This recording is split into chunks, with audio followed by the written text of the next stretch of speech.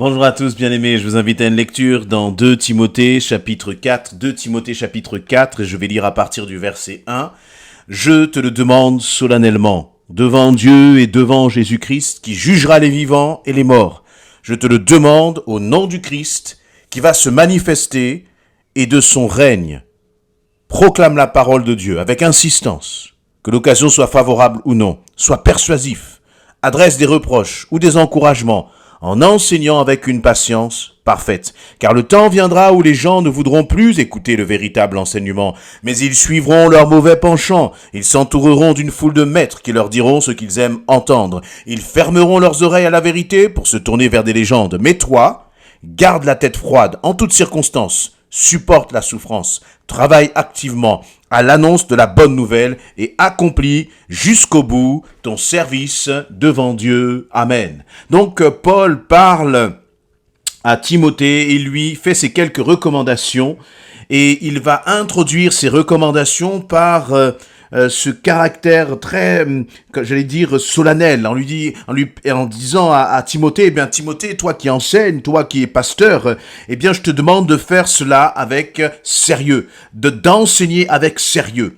Et qu'est-ce qu'il va dire? Il va dire, je te demande solennellement, devant Dieu, devant Jésus-Christ, qui jugera les vivants et les morts, je te le demande au nom du Christ, qui va se manifester et de son règne. On voit donc que l'introduction de Paul est extrêmement sérieuse. Prêcher, enseigner la parole de Dieu n'est pas quelque chose que l'on doit prendre à la légère. Pourquoi? Eh bien, parce il y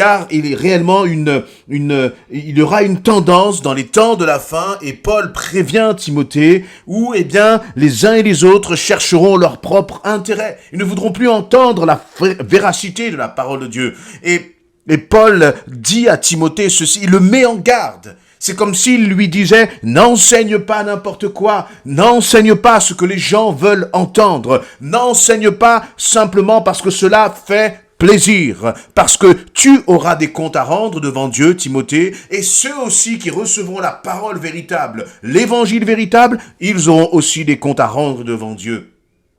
Et à travers cela, eh bien, nous prenons conscience d'une chose. Lorsque Paul dit, ce n'est pas une simple formule de politesse. Lorsqu'il dit, je te le demande solennellement devant Dieu, devant Jésus-Christ, qui jugera les vivants et les morts. Et je crois que lorsque l'on pense à cette question du jugement des vivants et des morts, eh bien, on se dit, mais quel rapport y a-t-il?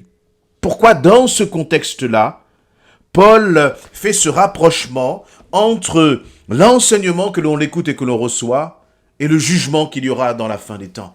Mais je crois que nous devons prendre conscience que toutes les exhortations, les prédications que nous recevons, que nous entendons, que tu entends, que tu reçois, tu dois les prendre au sérieux.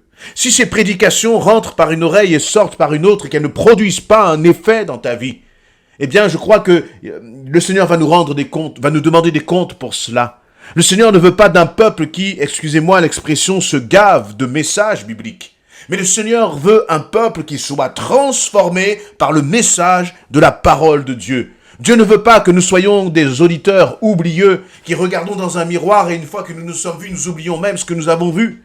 Dieu veut que la parole que nous entendons, eh bien, elle nous confronte, que la parole que nous entendons, elle produise une réaction, une transformation dans notre quotidien. Parce que sinon, eh bien, c'est comme si nous prenions les avertissements du Seigneur à la légère. Et Dieu dit, il jugera les vivants et les morts.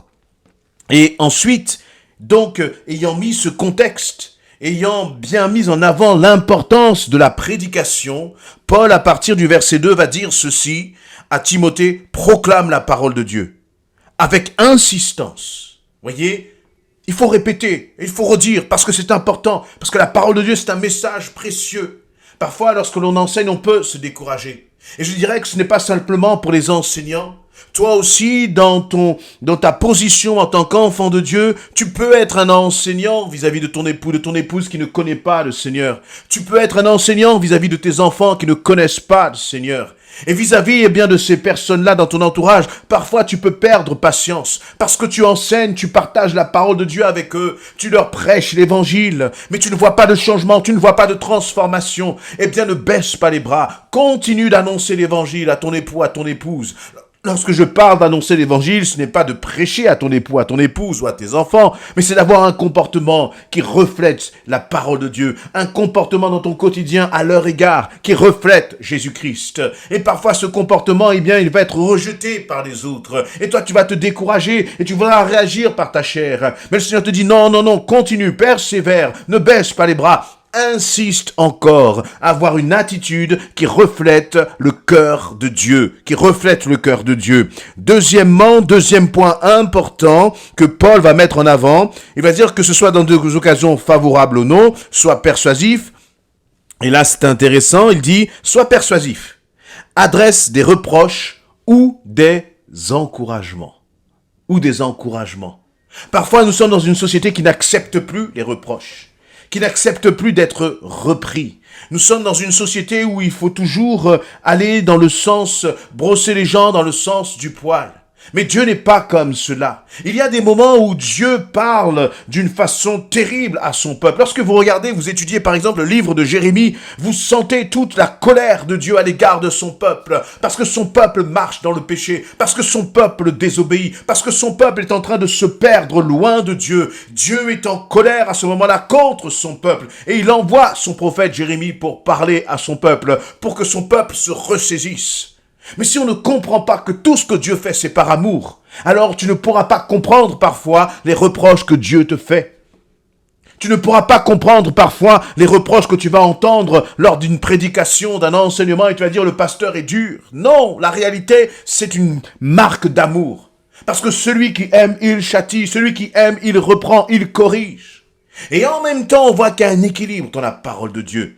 C'est-à-dire qu'il y a le mot reproche, mais il y a aussi le mot encouragement. Encouragement. Et donc, en tant qu'enseignant, que pasteur, eh bien, nous devons reprendre et nous devons encourager. Mais je crois que c'est aussi vrai pour toi, encore une fois, à l'égard des personnes que le Seigneur a mis autour de toi et qui ne connaissent pas Christ. Et à qui peut-être tu partages Christ.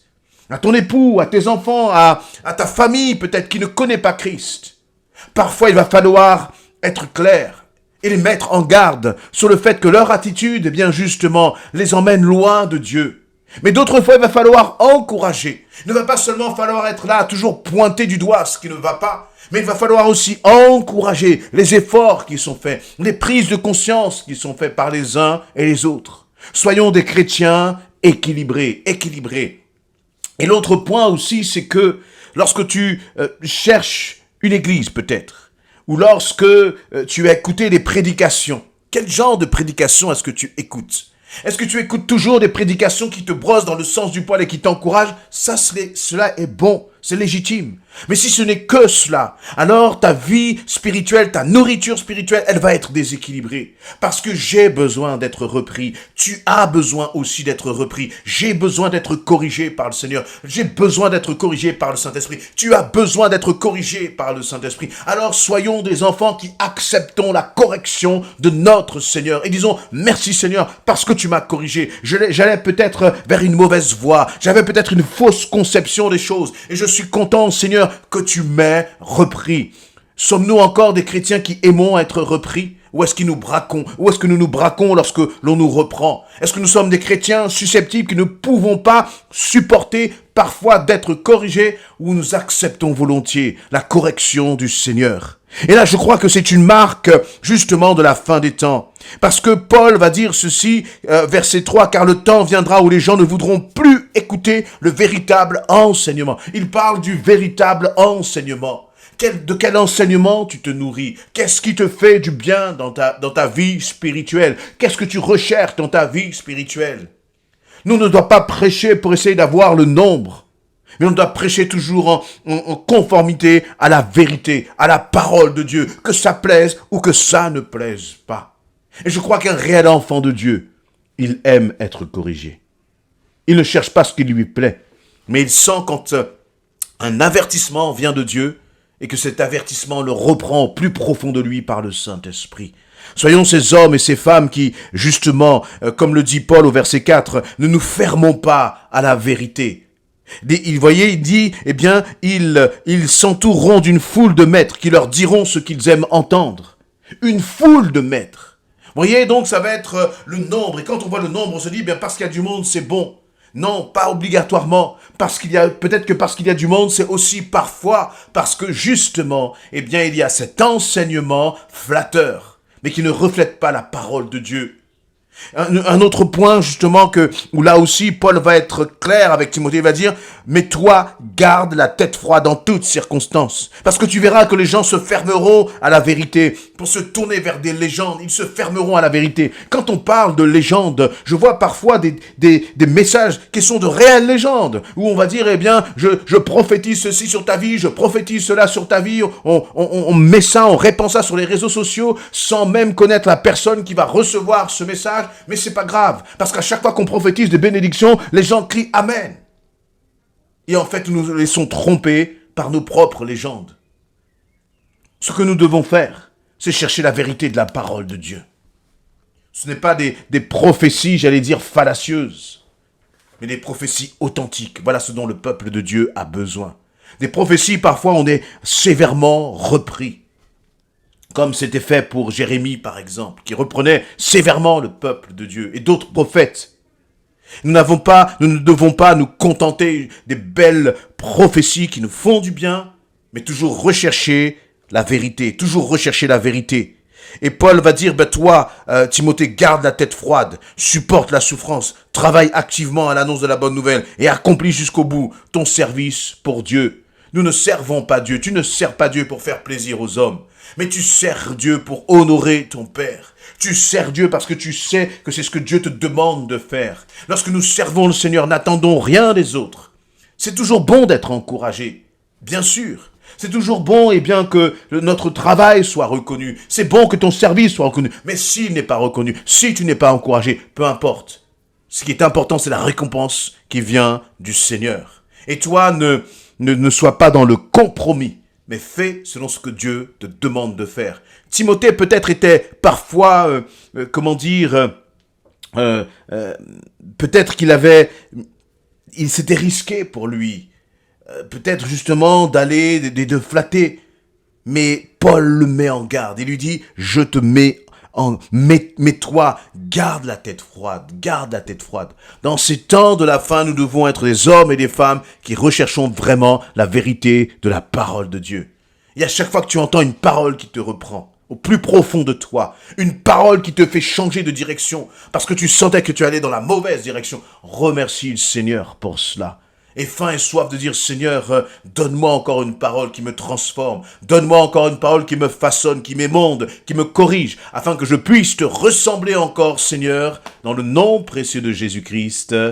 Amen. Amen.